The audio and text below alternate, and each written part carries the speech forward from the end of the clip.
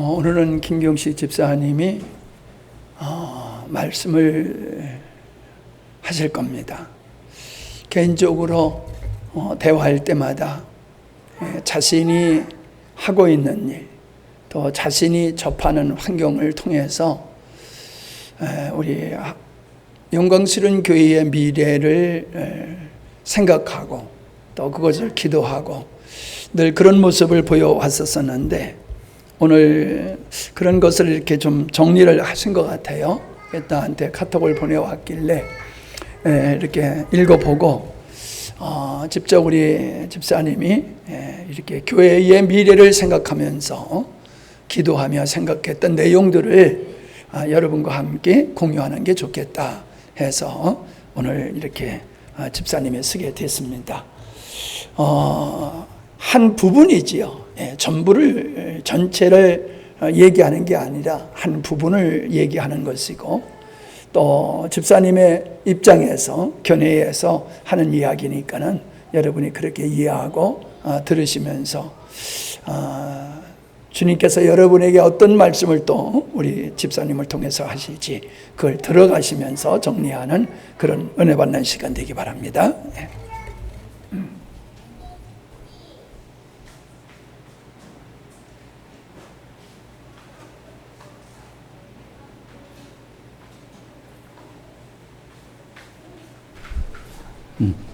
안녕하세요. 제가 코멘트를 좀 받고 싶어서 목사님께 좀 보내드렸는데 갑자기 좀 이야기하라 그래고 좀 많이 당황했었습니다. 그래서 제가 좀 늦게 보내드릴 걸 그런 마음도 있었습니다. 그런데 저의 어떠함이 아니라 교회를 바라보는 마음과 그리고 한 4년 정도 교회를 섬기면서 제게 주신 어떤 그 복음에 대한 갈급함 그리고 은혜, 이거에 대한 또한 전하지 못함에 대한 안타까움, 이 많은 것들이 사실 계속 고민했었습니다. 그리고 한 3년 전에 농촌교회가 앞으로 어떻게 살아갈 것이, 어떻게 하나님 은혜를 얻고 그 많은 교회가 소멸해 가는데 어떻게 하면 농촌교회를 살릴 것인가에 대한 그 어떤 프로젝트가 있었습니다. 거기에 제가 자료를 해서 한번 이야기하는 기회가 있어서 제가 직접 또 귀농귀촌하는 사람들을 만나서 집을 짓고 그들과 대화하면서 그들의 필요가 어떤 건지를 직접 듣고 하다 보니 이만한 기회가 없고 우리에게 주신 기회인데 이걸 놓치고 있구나라는 마음들이 들어서 나름대로 정리를 하고 있는 와중에 제가 사실은 또 남전도에 말씀을 드렸고 또 이 자료를 준비하게 됐습니다. 혹시나 제 좀 거만함이나 그 교만함이 있다면 좀 용서해 주시고 그 같은 마음으로 주셨으면 감사하겠습니다. 제가 좀 함양 영광스러운 교회 전도 프로젝트라고 좀 거창하게 좀 잡았습니다. 지금 변하고 있는 농촌, 변하고 있는 함양이라는 마음입니다. 대한민국의 귀농귀촌의 널씨는 한국 농촌교회와 대한민국 교회가 다시 한번 부흥할 수 있는 하나님께 주신 전도의 마지막 기회라고 생각합니다. 그 실상을 좀 깊이 들어가 보면 우리가 몰랐던 새로운 변화가 일어나고 있구나. 코로나 때문에 더 많이 일어나고 있구나. 그걸 아마 알게 될 겁니다. 제가 영상을 잠깐 하나 보겠습니다.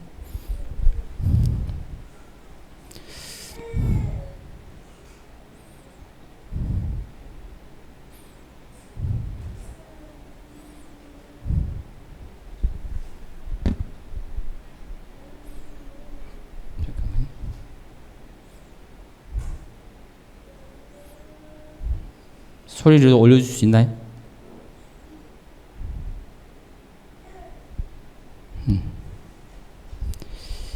이 작년에 나온 귀농귀촌에 관련된 함양의 뉴스입니다. 제가 하고 설명을 드리겠습니다. 지금 귀농귀촌 하시는 분들입니다. 작물을 키우고 있고, 그리고 이분들은 함양에 와서 정착하려고 소를 키우는 작업을 하고 있고, 지금 이거는 이제 기농기촌센터에서 예, 교육을 받고 있는 모습입니다. 예, 저도 기회가 있어서 기농기촌 여기 교육을 매년 갑니다.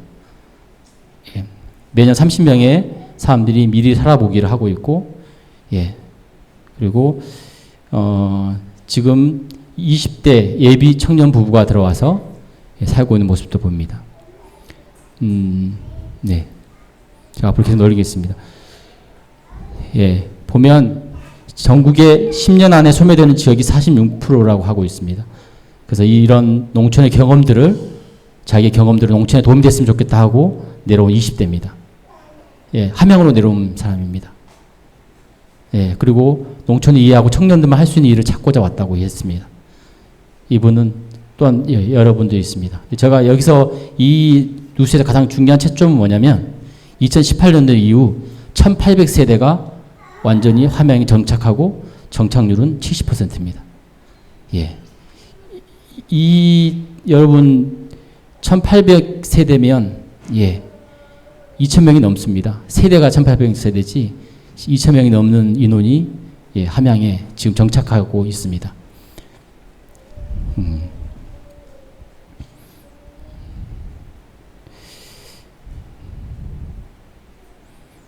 네. 저희가 네. 저는 이제 하나님께서 영광스러운 교회에 주신 기회가 있다고 생각합니다. 첫 번째로 영광스러운 교회에 주신 십자가 복음은 주님께서 이 땅에 온전한 복음을 우리를 통해 복음의 미랄이 되고자 하는 하나님의 깊은 뜻과 섭림을 우리는 다 알고 있습니다. 우리나라는 10년 전부터 기농기촌의 열풍으로 도시를 떠나 농촌으로 오고자 하는 인구가 매년 50만 명 이상입니다. 지표에 잡히지 않는 인원까지 하면 더 많습니다. 기농기촌 인구의 중요한 것은 40에서 50%가 20대, 30대라는 겁니다. 젊은 층들이 농촌을 살리고 새로운 삶을 꿈꾸고 시골로 쏟아져 들어오고 있습니다. 지역 시골에 있다 한다 하더라도 마음만 바꾸면 새롭고 젊은 층을 만나고 말씀을 전할 수 있는 기회는 우리에게 생각보다 훨씬 많습니다. 대한민국의 아까 말씀드린 것처럼 기농기촌에 넣으시는 한국교회와 대한민국 교회가 다시 한번 부흥할 수 있는 하나님께 주신 전도의 마지막 기회라고 생각합니다. 예, 제가 직접 통계청에 들어가서 한번 찾아봤습니다. 변하고 있는 농촌, 변하고 있는 함양. 2018년도에 예, 49만 명이 내려왔습니다. 농촌으로. 2009년도에 44만 명, 2020년도에 47만 명, 2021년도에는 거의 50만 명 가까이 됩니다. 매년 예, 늘어나고 있습니다. 그리고 작년 그리고 올해가 더 나을 거라고 생각합니다. 왜냐하면 코로나 여파가 큽니다. 도시가 예, 그 바이러스에 취약하고 농촌이 훨씬 살기 좋다는 걸 깨닫게 된 사람들이 농촌으로 더 쏟아져 나오고 있습니다. 함양 걸 봤습니다. 함양에 제가 직접 그 통계청 가서 찾은 겁니다. 함양군이 작년에 2021년도에 1000명이 들어왔습니다. 1001명입니다. 그리고 함양군이 2014년도부터 2021년도까지 매년 932명, 991명, 978명, 913명, 1017명 해서 10년 동안 9143명이 들어왔습니다. 지금 함양의 인구가 몇 명인가 압니까? 39,000입니다.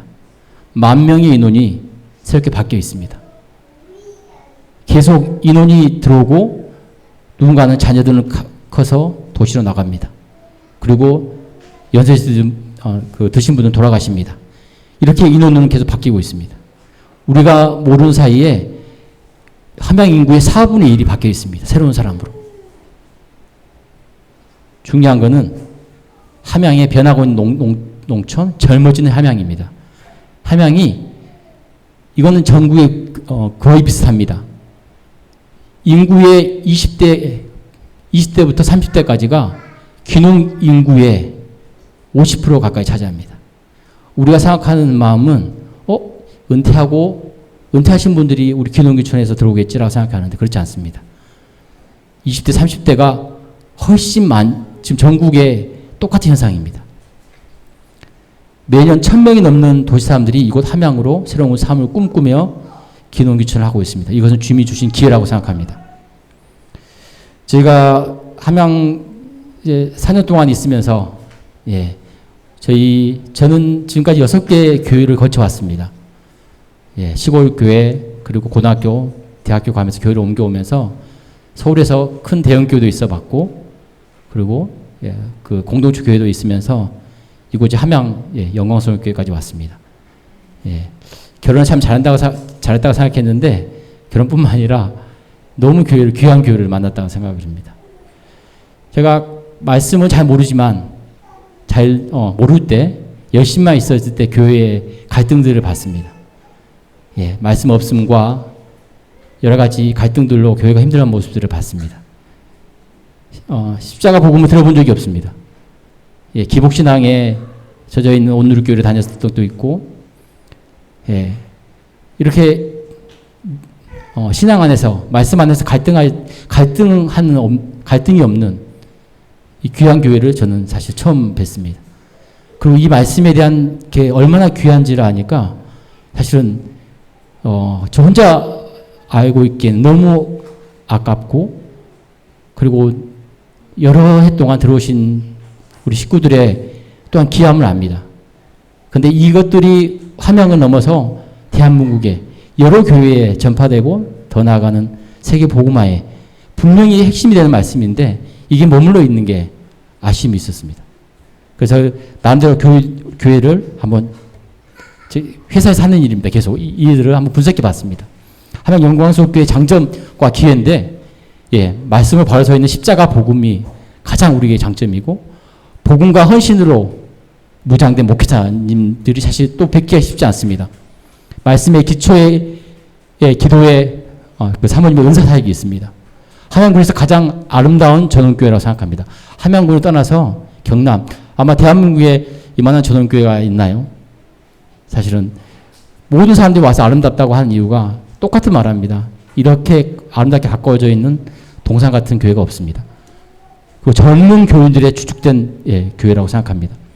그 아이들과 청소년들이 좋아할 만한 자연과 계곡과, 예, 산과 들이 있습니다.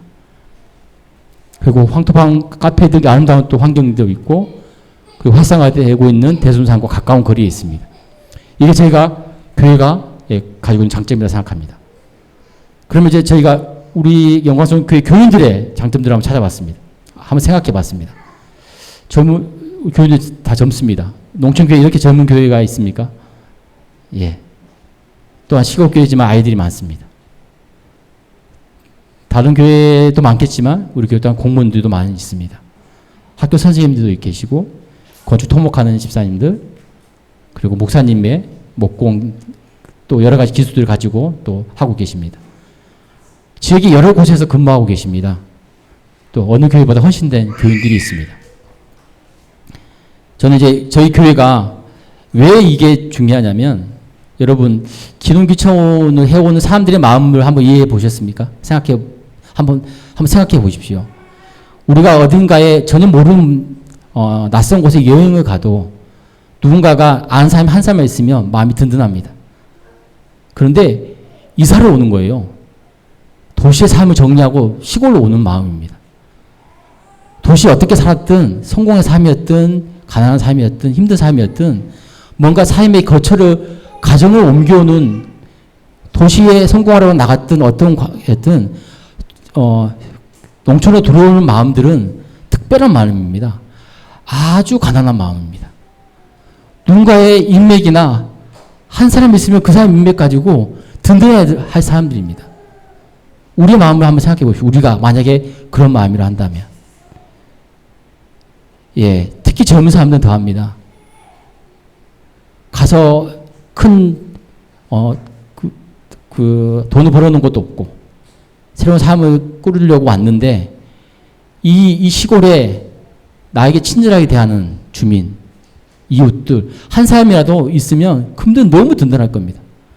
저는 대한민국의 가장 가난한 마음이라고 생각합니다. 왜냐하면 제가 그분들의 대화를 하고 집을 지어보니 그분들의 마음은 어떤 마음인지 알겠어요. 그래서 조금만 친절해도 뭔가를 하나 해줘도 그들의 마음을 감동합니다. 왜냐하면 나는 새로운 곳에 왔고 적응하려고 하는데 텃세가 있다고 하는데 텃세가 아닌 나를 이렇게 친절하게 대줘? 나를 이렇게 감동하게 만들어? 그들이 적응하지 못하고 돌아가는 이유가 50%가 적응하지 못하고 3년 만에 도시로 돌아갑니다.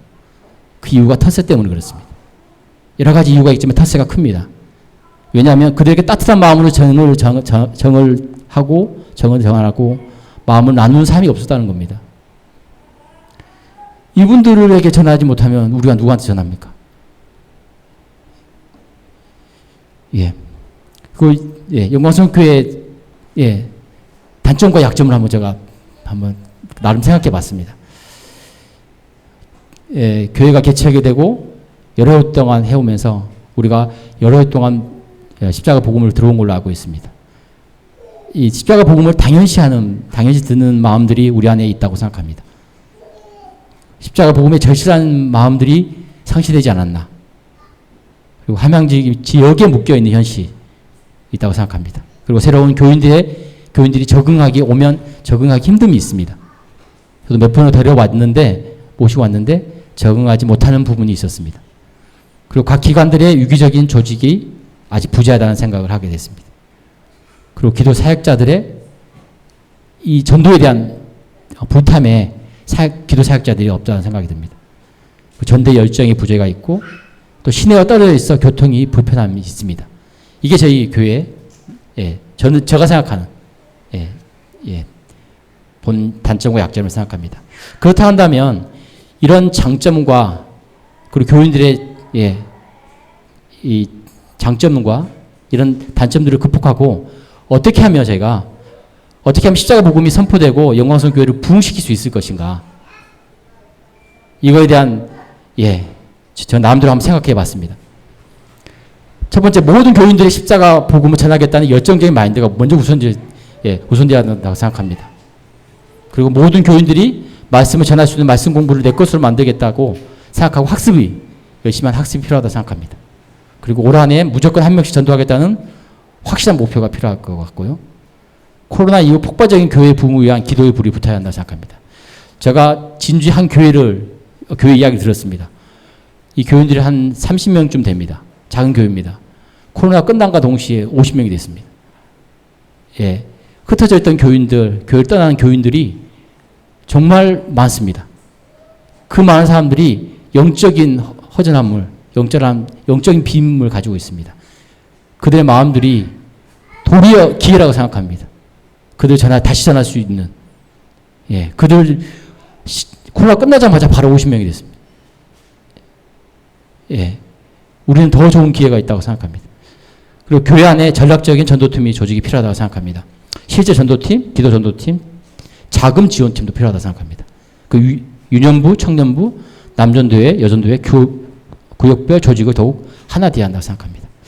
그리고 교회 안에 지금 하고 있는 목사님의 목공교실, 기타 원예교실 등 다양한 만남들을 만들고 그들을 초대해서 그들과 하나 되는 어떤 장들이 필요하다고 생각합니다.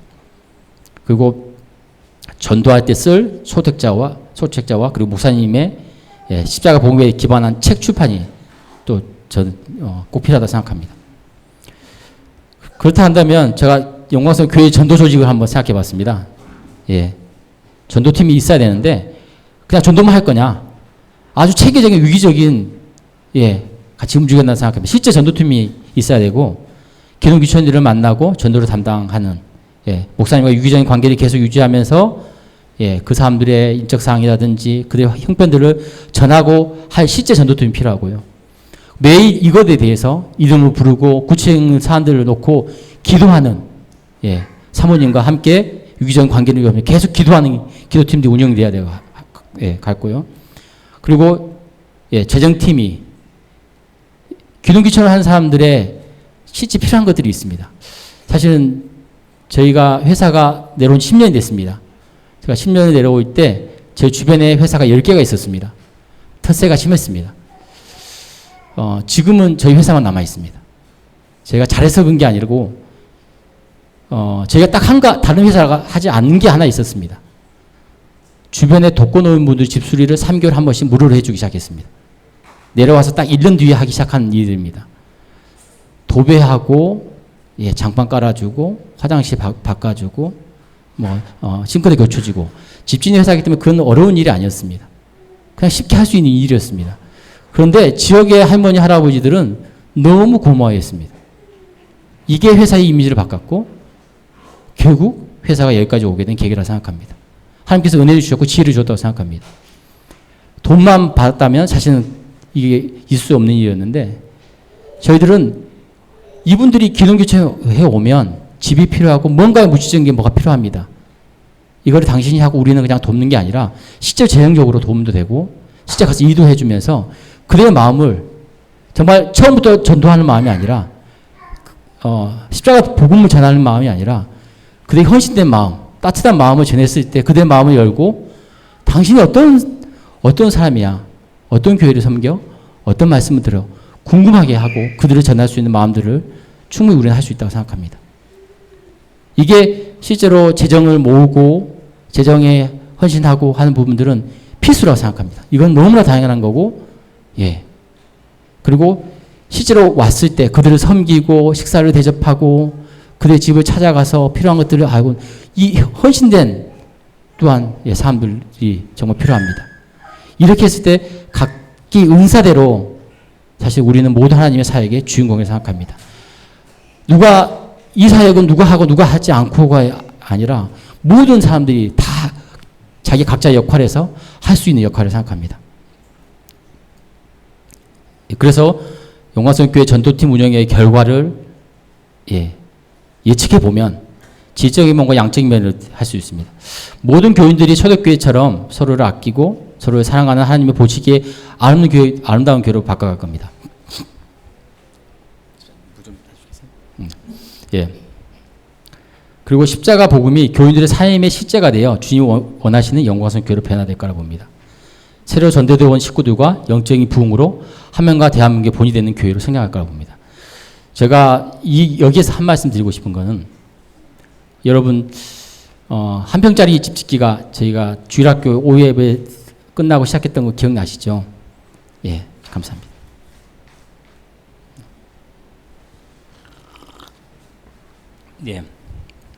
네, 저희 교회에서 주일학교 애들과 같이 한 평짜리 집을 지었습니다. 이 집이 지금 코로나 시대 때 시작했는데 지금 올해 27채를 했습니다. 27개 학교 500여 명의 학생들과 함께 집을 지었습니다. 학생들의 변화는 당연한 거고요. 제가 크게 깨달은 건 뭐냐면 같이 간 선생님들의 변화입니다. 희망을 잃어버린 청년을 선택해서 갔던 곳도 있고요. 그리고 인생을 여러 가지로 힘들어서 자포자기했던 사람을 데려가서 같이 한 사람도 있습니다. 근데 큰 변화는 뭐냐면 그들이 변하는 학생들을 보고 선생님들이 변하는 겁니다. 아무리 그 선생님들한테 변하지 않을 겁니다. 너에게 희망이 있어라고 변하지 않을 겁니다. 하지만 어린 친구들이 변하는 모습에 자기가 할 수 있구나. 그것 때문에 변화된 겁니다. 우리가 새로운 교인들을 전도하고 교회로 와야 되는 이유가 그들 때문에 우리가 변할 겁니다.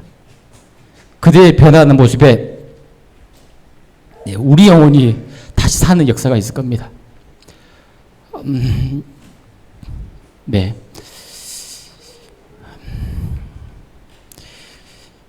네. 양적인 면에서는 2020년에 100명의 식구로 우리 1차 부흥이 시작됐으면 좋겠습니다. 그 매년 늘어나는 기독교초인들의 신앙의 메카로 자리매김을 할 수 있다고 생각합니다. 왜냐하면 기독교초인들은 다 연결이 되어 있습니다. 자기들이 다 네트워크가 되어 있습니다. 또 좋은 거는 함양에 다른 곳에 없는 청년 센터가 만들어졌습니다. 작년에. 청년들이 거기서 기거하기도 하고 카페도 운영하면서 지금 네트워크가 연결되어 있습니다. 한 친구가 전도에 오면 한 가족이 전도에 오면 정말 고구마 주기처럼 고구마처럼 올 겁니다. 그들을 한 영혼들을 한 가정을 어떻게 전도하에 따라서 결과는 달릴 거라 생각합니다. 그거를 기대했으면 좋겠습니다. 그 전국에서 십자가 복음을 듣기 위해 오는 성도들을 훈련시키는 십자가 복음 훈련장으로도 충분히 지금도 하고 계시고 앞으로 더 키워가겠다 생각합니다. 그리고 작은 교회가 한 지금 아까 30명 교회가 50명이 된 교회가 올해 단기 선교로 17명이 가더라고요. 예. 새로운 교인들이 갑니다. 청년이 갑니다. 전도된 이 2달 된 청년이 단기 선교를 가겠다 합니다. 우리 또한 부흥의 길로 한국을 넘어 세계 여러 교회 십자가 복음이 전포되는 선교하는 교회로 다시 성장할 거라고 생각합니다. 주님은 우리의 마음의 중심을 보시고 그 중심으로 움직이는 믿음을 보신다고 생각합니다. 예. 제가 이 간절한 마음이 드는 게 뭐냐면, 이건 교만하면서 이야기하는 건 아닙니다. 제가 20대 때, 대학교 4학년 때 학교를 휴학을 하고 갑자기 다른 걸 공부하고 싶어서 서울의 고시원에 간 적이 있습니다. 2년 동안 고시원 총무를 하면서 40만 원을 받고 20만 원은 생활비, 20만 원은 학원비를 하면서 2년 동안 공부한 적이 있습니다. 고시원의 원생이 100명이었습니다. 그분들에게 첫날 제가 어느 교회를 선택할까, 가야 되나 기도를 하고 나섰는데, 갔을 때 개척교회였습니다. 어른 2명에 학생 2명이 있었습니다. 고시원 바로 옆에 교회였습니다. 그때는 말씀도 없었고 그냥 열정만 있었습니다. 고시원들의 그 사람들이 참 안타깝기도 했고, 뭐 직장도 있었고 학생도 있었고 뭐 외국인도 있고 다양한 사람들이 와서 100명의 원생들이 황금을 살았습니다. 저는 거기서 2년을 총무했는데요. 그들에게 말씀이 없었지만 그들의 안타까운 마음이 있었습니다. 그래서 그들에게 밥도 좀 챙겨주기도 하고 반찬도 챙겨주고, 때로는 뭐 고선비 좀 늦게 내도 좀 봐주기도 하고 여러 가지 일을 했습니다. 그러면서 그들의 마음을 하나하나 움직이기 시작했습니다. 그리고 저의 기도 노트에는 42명이 있었습니다. 42명이 교회를 같이 나갔습니다. 고시원 구흥예배가 생겼었고요. 이 가난한 마음이었습니다. 그분들은. 근데 저는 사실 근데 열정만 있었지 말씀은 없었습니다. 그게 안타까운 거죠. 근데 이 말씀이 살아있고 이 함양이 변하고 있는데 우리가 변하지 않아서 하나님의 말씀을 전하지 못한다? 이거는 우리의 직무유기라 생각합니다. 함께 주신 분명한, 우리가 가까운 사람 만나고 아는 사람 만나고 우리 틀 안에서, 우리 직장 안에서 이게 있을 뿐이지, 또 조금만 눈만 하면 수많은 사람들이 함양을 바꾸고 있었습니다. 젊은 사람들이. 이들에게 전하지 않고 과연 우리가 다른 지역에 전할 수 있을까요? 이 안타까움이 다 같은 우리의 마음이었으면 좋겠습니다. 그리고 그럴 거라 생각합니다. 왜냐하면 이 십자가 복음이 얼마나 귀한지를 우리가 알고 있고, 이게 우리 신앙의 핵심인 걸 알고 있고, 이걸 통해서 우리가 얼마나 귀한 교회에 있다는 걸 알고 있지 않습니까? 네. 마지막입니다. 하나님은 세상 사람들이 그들의 지혜로는 자기를 알지 못하게 하시고, 오히려 그들의 눈에 어리석게 보이는 전도의 말씀으로 믿는 사람을 구원하려 하셨습니다라고 고린도전서 말씀하고 계십니다. 이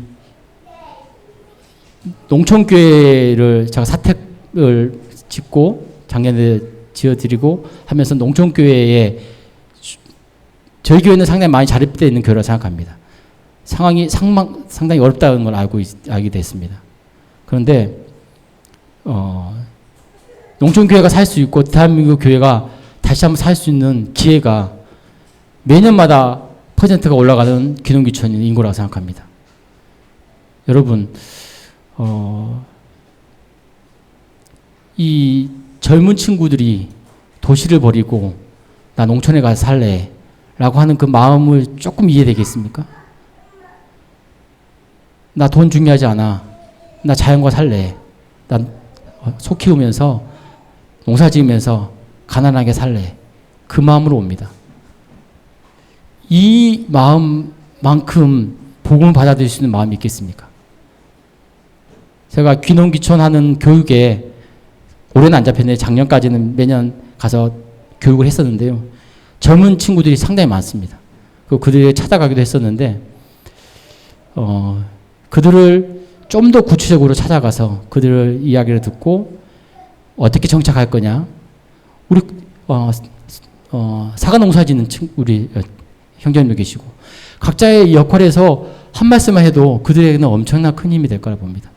그리고 이 교회 와서 공허한 영혼의 채움이 십자가 복음으로 채워주고 기도를 받고 이 일들이 얼마나 크게 부흥할 것인가를 저희는 충분히 상상할 수 있습니다. 이건 하나님께서 필요하실 거라 생각합니다. 우리가 어떻게 움직이냐에 따라서, 우리의 마음이 어떻게 하나 되냐에 따라서. 여러분, 제가 온 지는 4년 됐지만 이 십자가 복음의 귀함을 알기 때문에 저는 좀 외향적이어서 이 마음들을 전하지 않고서는 사실은 좀 답답함이 있었습니다. 여러분 함께 결국 우리가 많이 번들 많이 쓴들 사실은 만족함이 없는 거 알지 않습니까? 한 영혼을 분명히 이 귀한 십자가 복음을 받았는데 너희들은 과연 이 십자가 복음을 흘리지 않고 너 안에만 갇혀 있다가 오지 않았냐라고 하나님께서 물을 수도 있으십니다. 이 십자가 복음이 우리 안에 끝이지 않고 이 함양에 끝이지 않고 다른 지역까지 많은 영혼들을 살리는 일에 우리가 마음을 정하고 움직이면 하나님께서 움직일 거라 생각합니다. 예. 네. 예. 제가 준비한 건 여기까지고요. 제가 찬송가 79장 한 장 하고, 예. 제가 참, 저번에 찬양 드렸는데요. 같이 찬양하고, 예. 제가 내려가겠습니다. 우리 전도 대상은 어떤 특정 부류의 사람이 아니죠. 모든 사람입니다. 하지만은 내가 전도하는 사람은 나와 관계 있는 사람이에요. 나와 관계 있는 사람.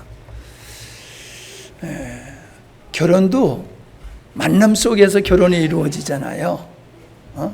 90% 이상이 그럴 거예요. 만남 속에서 정이 들고 사랑에 싹터서 결혼하듯이 전도도 내가 만나는 그 사람들 속에서 전도가 이루어지는데 우리 김경식 주사님은 자신이 하는 일과 연계된 귀농 귀촌들을 바라볼 때에 이렇게 오늘 고백과 같은 그런 일을 하고 또 그런 비전을 가지고 있습니다.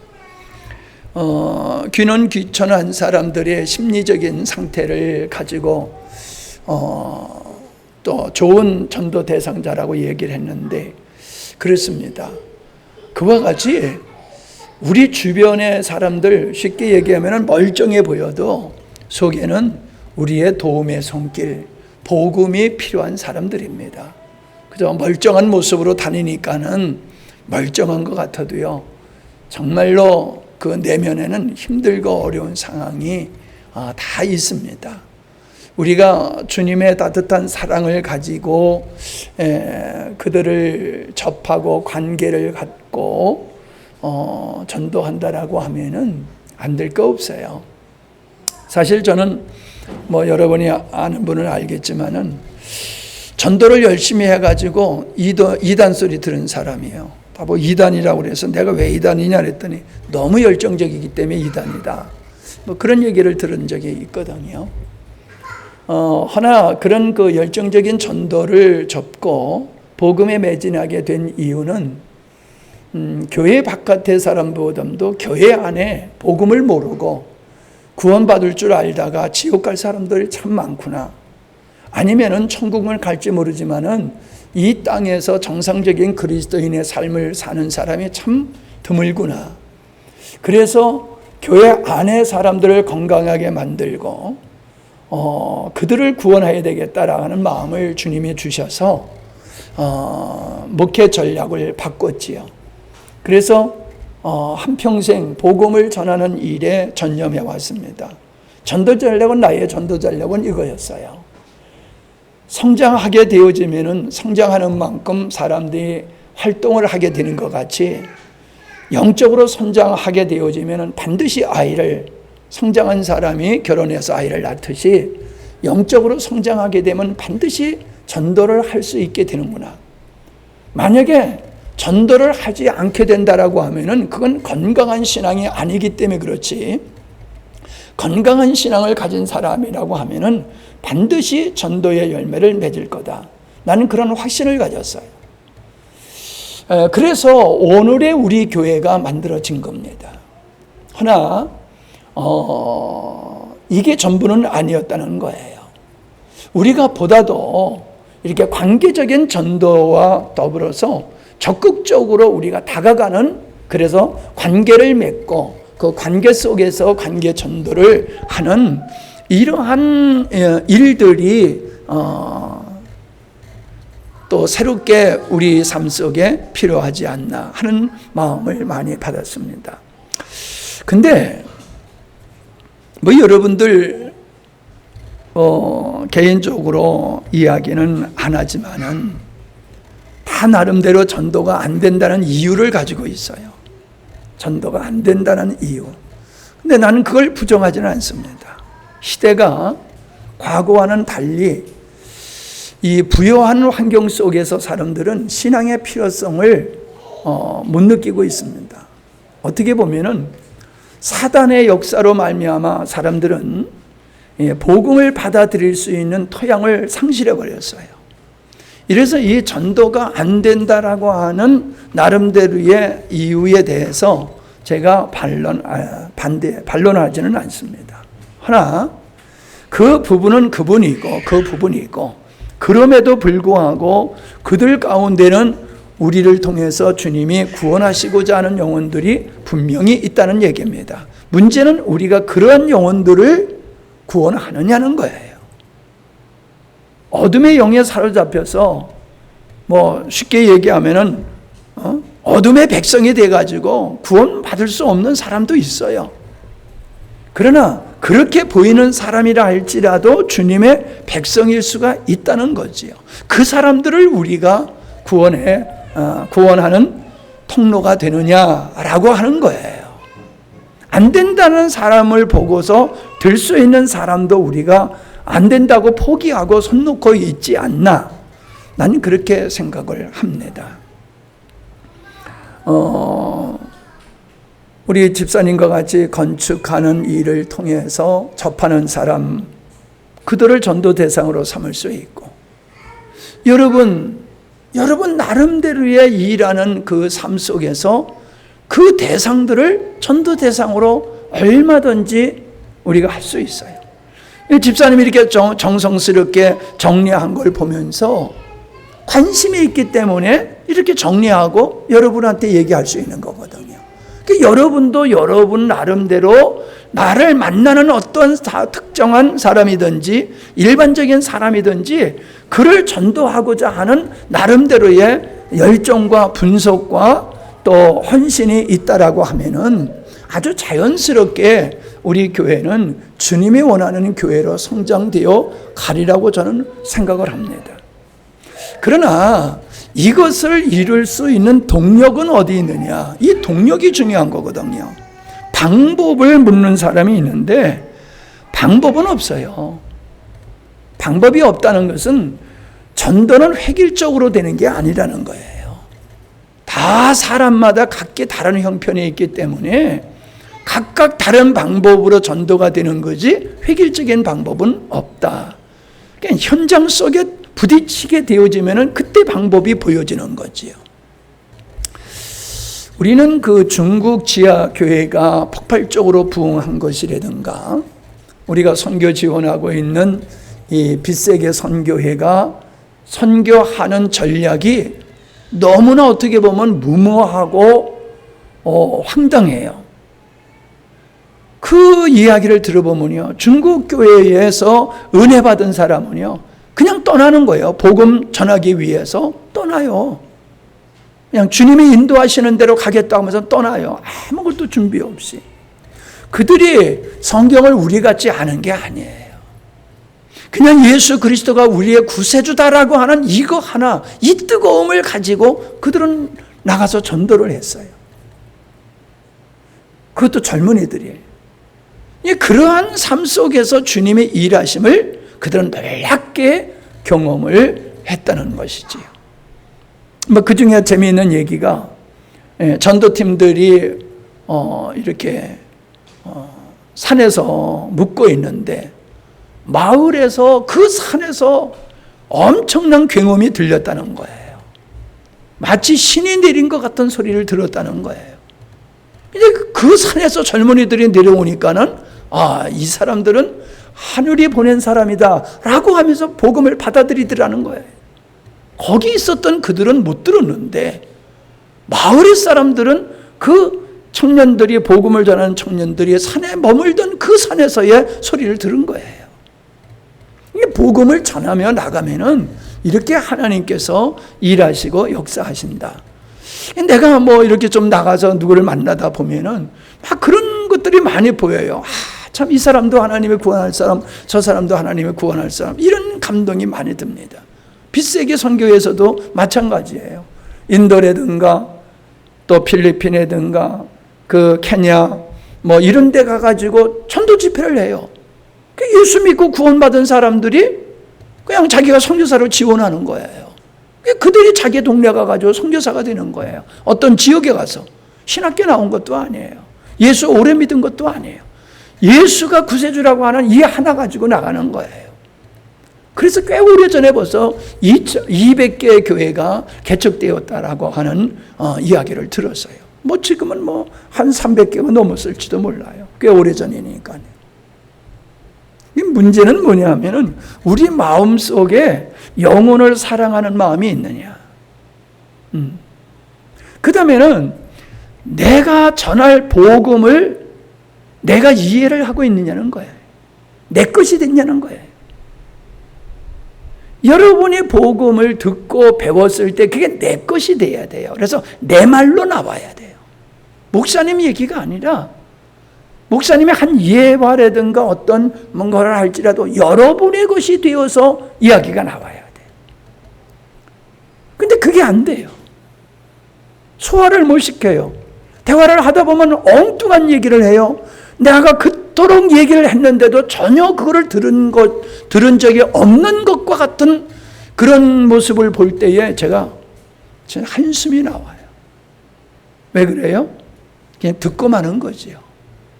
그거를 묵상하고 연구하고 그걸 내 것으로 삼아야 되는데 내 것으로 삼는 게 없는 거예요. 그냥 듣는 것으로 끝나는 거예요. 그러니까 많이 듣다 보니까 익숙하지요. 익숙하니까 안다고 착각하는 거예요. 말해보라 그러면 말을 못해요. 그건 아는 게 아니에요. 내가 갔다 온 길을 말을 못할 일이 어디 있어요? 내가 갔다 온 길을 얘기해. 누구나 다 할 수 있어요. 갔다 왔기 때문에. 복음이 그런 거예요. 복음이 내 것이 되어지면은 누구나 말할 수 있는 거예요. 어려운 거요? 아니에요. 근데 그 말씀을 내가 복음을 전할 수 없다는 것은 복음을 내 것이 안 됐다. 내 삶이 안 된 것은 고사하고 내 이해가 안 된 거예요. 깨닫지 못한 거예요. 그러니까 말로 나오지를 못하는 것이다 라고 하는 것이지요. 여러분, 전도는 할 수 있는 것부터 하면 돼요. 귀는 귀천 어려운 사람들 가서 이웃이 되어지는 거, 이거 누구나 할 수 있는 거잖아요. 여러분의 주변에 그런 사람들이 있을 때에 그런 분들을 찾아가서 이웃이 되어지는 거예요. 초청해가지고 식사도 같이 하고, 함양에 대한 이런저런 이야기, 농촌의 이야기, 편한 그냥 이야기, 이웃이 되어지는 거지요. 이웃이 하나도 없는데 그런 이웃이 생기면 얼마나 반갑고 고맙겠습니까? 거창하게 전도하는 게 아니에요. 할 수 있는 것부터 해보세요. 할 수 있는 것. 그래서 아까 그랬잖아요. 리모델링하는 거. 독거노인들 리모델링 해주는 거. 그건 본인이 건축하는 일이니까 너무나 쉽게 할 수 있는 거지요. 그거 했다는 얘기 아니에요. 그런 식이에요. 여러분이 할 수 있는 일을 하라는 거죠. 여러분이 할 수 있는. 주영이 같은 사람은, 꼬부랑 할머니 같은 사람, 돈 없는 사람 같으면 그냥 해주면 되는 거예요. 예. 나는 한평 집 짓기 우리 교회에서 나하고 얘기하다가 한번 해보자 막 이래서 건축을 통해서 이 건축 치유 이거는 없었는데 이게 뭐요? 창시자고 처음 이거를 시작한 것이잖아요. 근데 갈수록 지금 이게 확장돼 가지고 뭐 27개 학교를 올해 했다. 뭐 그 학생들의 대상은 한 500명이다. 이게 적은 일입니까? 근데 그런 마음이 있기 때문에 이게 시도를 한 거고 하다 보니까는 세상 말로 하면 대박이 터지는 거잖아요. 뭐 돈 목적으로 하는 건 아니잖아요. 우리가 할 수 있는 것부터 하면 되는 거예요. 교회가 할 수 있는 것부터 하면 되는 거야. 근데 내 마음 속에 벽이 있어요. 벽이 있어요. 어떤 벽이냐 하면은 뛰어넘지 못하는 벽이 있어요. 할 수 있는 건데 안 하는 거. 그게 뭐예요? 여러분이 은혜 받은 것을 우리의 카톡에 좀 올려보십시오. 그게 안 돼요. 어려운 거 아니잖아요. 할 수 있잖아요. 그걸 통해서 목사님이 선포한 말씀을 더 깊게, 더 넓게 많은 사람이 동참하고 이해할 수 있고 그런 댓글을 통해 가지고 서로 세워주는 이러한 일, 이건 너무나도 쉬운 일인데 이거를 여러분이 안 하고 있어요. 그 너무나도 쉬운 일을 안 하는 여러분에게 뭘 하자고 하면 하겠어요? 그래서 나에겐 지금이요, 교회에 대한 비전이 없어져 버렸어요. 솔직히 교회에 대한 비전이 없어졌어요. 내 나름대로 여기까지 오는 데 있어서는 비전이 있었고 그 비전을 이루기 위해서 죽기 살기 그야말로 뛰었어요. 그 나름대로 열매가 맺어졌어요. 근데 지금의 입장에서 우리 교회가 다음 단계로 넘어가야 되는 이 시점에서는 여러분들은 요지부동하고 있어요. 그러니까 내 꿈은, 나에게 준 비전은 더 이상 전진할 수가 없는 거예요. 그게 내가 마음속에 지금 절벽에 부딪힌 거예요.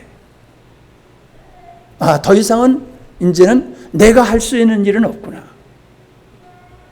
꼬셔봐도 안 되고 협박해도 안 되고 애걸해도 안 되고 그냥 자기 길 가는 거예요. 여러분, 정말 주님 앞에 매인자의 마음을 가지고 믿음의 생활을 하고 이 복음의 가치를 알고 이 복음으로 영혼을 살리고 교회들을 살리고 하나님의 뜻을, 창조의 하나님의 뜻을 이루겠다라는 이 열정으로 우리의 가슴이 뜨거워져야 되는데 그게 안 보이는 거예요. 그러니까 나에게는 뛰어넘지 못하는 벽이 꽉 생겨버린 거지. 근데 고민이 그거예요. 이런 비전 없이 그냥 목회를 해야 되나? 아니면은 그냥 설교꾼으로서 내가 설교하는 것으로 내가 그냥 족하고 그냥 남은 목회를 해야 되는 건가? 이런 갈등이 솔직히 내 안에 있어요. 그건 여러분에게 달려있다고 생각해요. 여러분이 함께 바울을 도왔던 사람들, 모세를 도왔던 그 사람들과 같이 이 복음에 여러분들이 할 역할을 여러분들이 하기 시작하면은 우리 교회를 향하신 하나님의 뜻은 우리의 비전이 되고 그건 얼마든지 이루어질 수 있어요. 그러나 그 하나님의 비전은 목사 혼자 결코 이룰 수 있는 게 아니에요. 온 교회가 하나 되지 아니하면은 이룰 수 없는 거예요. 나는 우리의 모습이 일반 교회들이 율법과 전통주의에 묶여 있다고 우리가 지적을 하는데 우리는 복음에 묶여 있어요. 복음 타령하면서 복음적인 삶은 우리가 복음에 의한 능동적인 삶은 안 이루어지고 있다는 거예요. 이게 우리의 현실이에요. 내가 본 현실이에요. 그러니까 율법에 묶여 있는 사람이나 전통에 묶여 있는 사람이나 복음을 얘기하면서 그 복음이 궁극적으로 우리가 나갈 것을 우리에게 말씀해 주고 있는데 그것에 대해서 우리가 외면한다라고 하면은 우리는 동일하게 바른 복음을 가지면서도 그 복음에 묶여서 그냥 자족하고 아무런 하나님의 의를 이루지 못하는 상태에 그냥 머물러다가 요즘 그러잖아요. 뭐 인구가 없어지는 그런 도시가 생긴다고 그러는데 이건 뭐 세계적으로 우리나라도 그렇지만은 인구 절벽이라고 하는 문제를 우리는 앞에 두고 있어요. 인구 절벽. 인구가 줄게 되어지면은 그 나라와 그 민족은 쇠퇴할 수밖에 없다는 것을 알고 있거든요. 부양할 노인네들은 많고 부양할 젊은이들이 적다 보면 그걸 감당이 안 되는 거지요. 막 그러면 쪼그라들게 되는 거잖아요. 국가가 살기 위해서는 인구가 확보가 되어야 된다. 뭐 이건 기본적인 논리잖아요. 우린 교회를 이 땅의 영광스러운 교회라고 하는 이 교회를 지키기 위해서 우리가 전도해서는 안 돼요. 그러나 우리가 아무것도 안 하고 가만히만 있으면은 한국 교회는 없어지게 돼 있어요. 불과 몇십 년 후면은 한국의 교회는 없어지게 돼 있어요. 여러분이 할머니, 할아버지가 되어졌을 때에는 여러분만 앉아서 예배 드리다가 여러분이 세상 떠나면은 교회가 뭐라 그래? 이슬람 사원. 그런 식이 되고 술집이 될 수 있고, 우리 교회 같으면은 뭐 밥집이 될 수도 있고, 세상적인 거로 바뀔 수가 있어요. 이건 우리 교회가 존재하기 위해서 전도해야 된다는 논리가 아니에요. 하나님의 뜻이 이루어지느냐 이루어지지 않느냐는 측면에서 우리는 생각해야 돼요. 여러분 그냥 가만히만 계셔보세요. 그러면 그런 일이 생깁니다. 교회를 무너뜨리려고 노력할 필요가 없어요. 자녀가 교회 나오든지 말든지, 형제가 교회 나오든지 말든지 그냥 내버려 두면 돼요. 그냥 여러분만 열심히 나오시면은 그럼 그런 역사는 그냥 저절로 오게 됩니다. 나는 이런 이야기를 좀 속내를 드러내면서 하는 이야기는, 오늘 김경식 집사님의 이러한 발표는 여러분에게, 우리 모두에게 경종을 울리는 말씀이라고 나는 생각을 하기 때문에 그런 거예요. 목사가 얘기하는 것과 집사가 나와서 이야기하는 것 차원이 좀 다르지 않아요?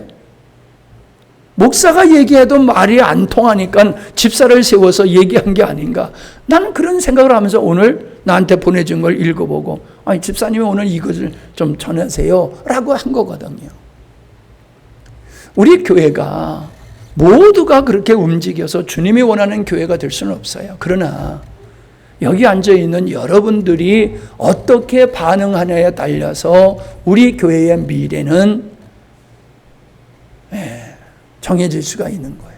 그리고 나의 사역도 여러분의 어떠한 그런 복음 앞에서의 여러분의 어떤 그 행동이, 어떤 순종이, 헌신이 나에게 새로운 목회의 비전이 생길 수가 있고 우리 교회의 비전이 생길 수 있다. 난 이렇게 여러분에게 이야기하고 싶습니다. 이건 여러분의 선택이에요. 여러분의 미래고 우리 교회의 미래고 우리 전체의 미래입니다. 오늘 그냥 잘 먹고 잘 사니까 좋다, 이거로 됐다, 이렇게 생각해서는 안 돼요. 주님 앞에 섰을 때에 착하고 충성된 종으로 설 거냐, 악하고 게으른 종으로 설 거냐, 이거를 여러분이 생각하셔야 되고, 주변에 어떤 사람들을 보고 뭐 다들 그렇게 예수 믿는데 뭐 이만하면 됐지, 이렇게 생각하시면 그러면은 여러분은 하나님 앞에 섰을 때에 크게 후회할 수밖에 없을 거예요. 아무쪼록 오늘의 시간이 여러분에게 경종을 울리는 시간이 되어지고 우리 교회가 새롭게 참 도약을 하고 부흥해서 하나님의 의를 이룰 수 있는 이런 교회가 될 수 있기를 바랍니다. 기도합니다. 아버지 하나님, 오늘 우리 김 집사님을 통해서 다시 한번 우리의 영혼을 흔들어 깨우시고 우리들이 마땅히 해야 할 일들이 무엇인가를 알게 하시며 우리의 영혼에 경종을 울려주시고 우리의 가슴에 불을 붙여주심을 감사함을 드립니다. 우리 각자가 하나님 앞에 받은 은사가 있고 함께 이루어야 할 사명이 우리에게 있습니다. 이 일들을 참으로 주님의 은혜 가운데서 잘 감당할 수 있게 하셔서 하나님께서 원하시는 영광스러운 교회가 되게 하시고 이 땅의 교회들에게 본이 되어지며 참으로 주님의 만족이 될 수 있는 교회로 성장되어 갈 수 있도록 은혜 도하여 주시옵소서. 잘못된 생각과 사단의 거짓말에 우리가 속지 않게 하여 주시옵시고 이모저모 인간의 변명과 핑계로 우리의 어떠함을 덮지 않게 하여 주시옵시고 참으로 성령의 음성을 따라서 우리의 뜨거운 가슴을 주님이 주신 가슴을 가지고 영혼을 향하여 힘써서 나갈 수 있는 우리들이 되게 하여 주시옵소서. 주님을 의지하고 예수님의 이름으로 기도하옵나이다. 아멘. 하늘에 계신 우리 아버지, 아버지의 이름을 거룩하게 하시며 아버지의 나라가 오게 하시며 아버지의 뜻이 하늘에서와 같이 땅에서도 이루어지게 하소서. 오늘 우리에게 일용할 양식을 주시고 우리가 우리에게 잘못한 사람을 용서해 준 것 같이 우리 죄를 용서하여 주시고 우리를 시험에 빠지지 않게 하시고 악에서 구하소서. 나라와 권능과 영광이 영원히 아버지의 것입니다. 아멘.